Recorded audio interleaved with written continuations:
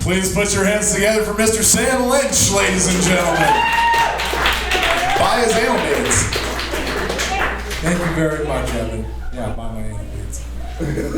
Anyway, so yeah, I also have anxiety, and I spent a lot of time trying to rationalize why I have anxiety. And then I was on the internet and I saw this map comparing the range of lions 6,000 years ago compared to now. And I looked at that map and I was like, fuck, there used to be a lot more lions. Near the people like me. They were anxious because of the lions that could eat them. And that's how to rationalize it. I'm like, my stupid monkey brain hasn't caught up to time since, humans looked at lions to the time where they invented like the iPod Nano. My brain hasn't caught up. And so it's afraid of like big predatory cats outside. In reality, I'm just like, oh God, I hope they think I'm funny.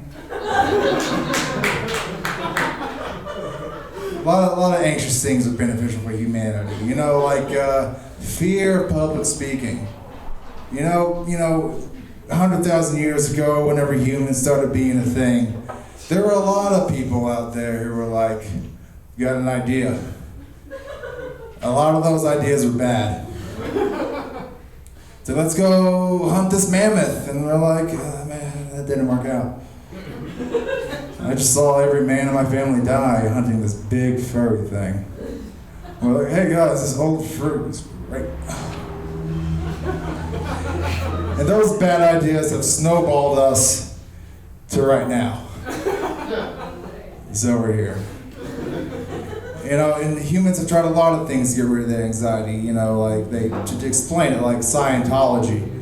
I'm glad other people got to try that out before I got here.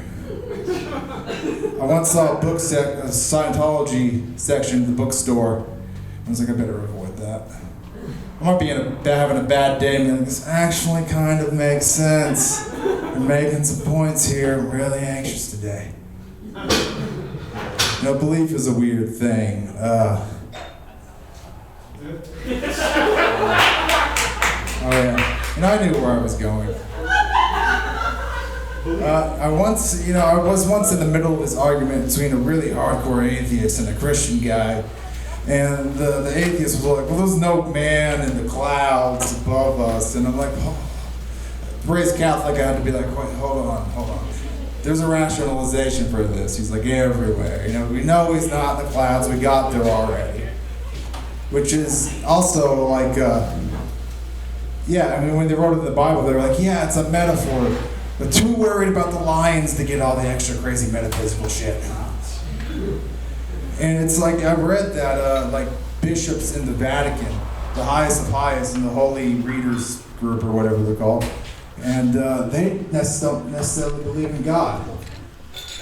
Which everyone has a point where they can't stop rationalizing religion. It just stops. But I guess if you work at the Vatican, once you get to that point, like, fuck, I'm already here. This is all I know what to do. Can't go back home.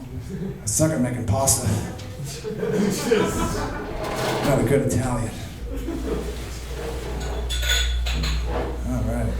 Yeah. A lot of the things in the Bible are kind of weird. Like shellfish, I get it though. You see a guy get a shellfish allergy reaction, you're like, I'm not gonna fuck with that shit. That was weird. He almost died. And then we invented butter. Shellfish got a lot better. God was like, oh man, this is actually pretty good now. That's why the apocalypse hasn't happened yet. God's waiting for the next butter. This shit's good, wonder what they're gonna come up with next. So far it's been the internet, and I'm not having it.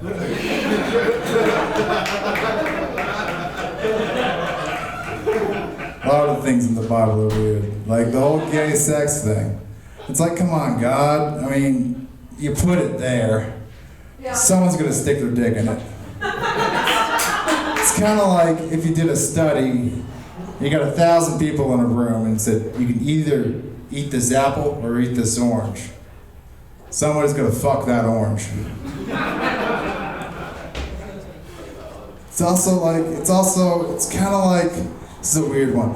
It's kind of like how they banned the slam dunk in the NBA in like 1964 or something. It's an obvious innovation in the game. Think about it. Yeah, just mix things up a little bit. Last bit, I have other opinions like about music. I don't think Meghan Trainor has that much bass. All right, that's all I got.